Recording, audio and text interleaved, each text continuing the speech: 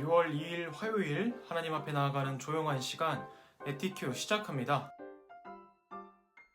오늘도 함께 기도문을 읽으며 하나님의 말씀 앞에 나아가도록 하겠습니다. 하나님, 오늘도 하나님 말씀 앞에 나왔습니다. 이 시간 진실된 마음으로 말씀 앞에 서게 하시고 이 시간 하나님이 주시는 말씀대로 살아가게 해주세요. 예수님의 이름으로 기도드렸습니다. 아멘. 오늘 우리가 함께 읽을 말씀은 시편 2편 1절에서 6절의 말씀입니다.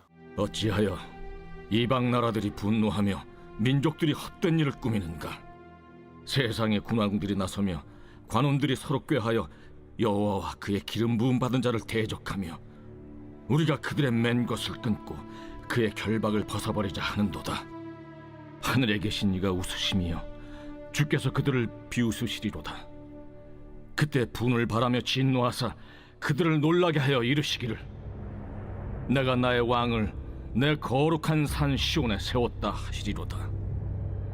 오늘도 시편의 저자가 하나님을 어떻게 찬송하는지 우리가 함께 살펴보려고 합니다. 우리가 사실 이 출 이집트기의 모세의 정말 엄청난 여정을 함께 나누다가 하나님의 법과 율법에 대한 말씀을 들으면서 우리 친구들이 조금은 힘들었을 것 같다는 생각을 했어요. 그래서 우리 친구들에게 이 시편의 말씀이 쉼이 되고 또 위로가 되는 말씀이었으면 너무나도 좋겠습니다. 오늘 말씀에서는 하나님을 향한 세상 지도자들의 반항과 그것에 대해서 하나님이 어떻게 생각하시는지에 대한 내용을 노래하고 있어요. 사실 우리가 사는 이 세상이 하나님을 믿는 사람들 그리고 하나님에게 점점 더 거세게 압박하고 있는 것 같은 세상 속에 우리가 살아가고 있어요. 그래서 많은 어른들이 다음 세대, 우리 친구들 나이에 믿음을 가진 사람들이 너무나도 많이 줄어가고 있다는 사실에 위기감을 느끼고 있기도 해요. 계속해서 그리고 이러한 문제들, 코로나19로 생긴 문제들이나 다양한 문제들이 우리 가운데 생기게 되면서 한국 교회가 위기 속에 빠지고 있다라고 말을 하고 있어요. 사실 그런 내용이 오늘 우리가 본 찬양의 내용과 비슷한 것 같아요. 오늘 말씀에서는 하나님을 향하지 않는 세상의 모습에 대해서 시편 저자가 이렇게 말을 하고 있어요. 바로 그 모든 일들은 헛된 일이다 라고 말을 하고 있는 거죠. 그들이 하는 모든 일들이 헛된 일로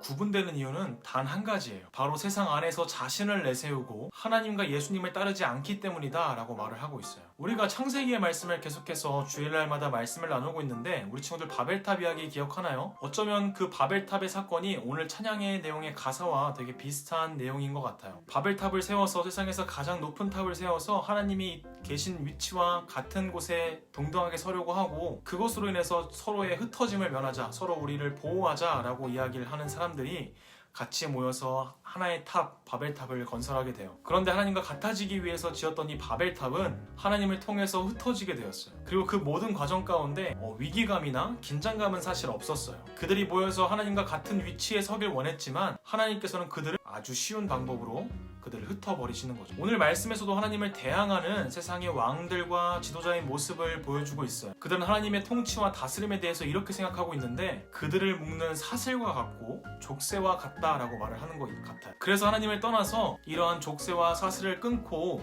자유로움과 행복을 느끼고 싶었던 것 같아요. 그러나 그들이 느꼈던 이 족쇄와 사슬은 그들을 지키고 보호하는 안전줄이고 생명줄이었던 것을 그 사람들은 사슬과 족쇄로 여겼던 거예요. 우리는 하나님의 말씀에 대해서 어떻게 느끼고 있나요? 여러분에게 하나님의 말씀은 생명줄인가요? 아니면 나를 묶는 사슬인가요? 사실 인간은 죄의 결과인 사망에서 벗어나지 못하는 존재예요. 그럼에도 하나님께서는 우리에게 자신의 아들 예수님을 우리에게 보내주셔서 죄에서 벗어나 생명에 속할 수 있게 우리를 지켜주시고 보호하여 주셨어요. 우리 친구들은 그 사실을 믿고 있나요? 세상의 민족들, 하나님을 족쇄와 사슬로 여기는 사람들에게 시편의 저자는 하나님의 태도와 행동을 통해서 그들의 마지막을 말하고 있어요. 하나님께서는 그들의 노력을 비웃으시고 진노하시고 그들을 꾸짖고 하나님께서 내 왕을 나의 거룩한 산 시온에 세웠다고 말씀하세요. 그 모든 상황 속에서 하나님의 통치와 다스림은 하나도 위협받지 않고 하나님의 통치가 계속해서 이루어진다라고 말씀하고 있는 거예요. 모든 상황 속에서 어떠한 상황 속에서든 하나님의 통치와 다스림은 계속해서 우리를 다스리고 있는 것과 하나님을 떠나는 모든 노력의 헛됨을 오늘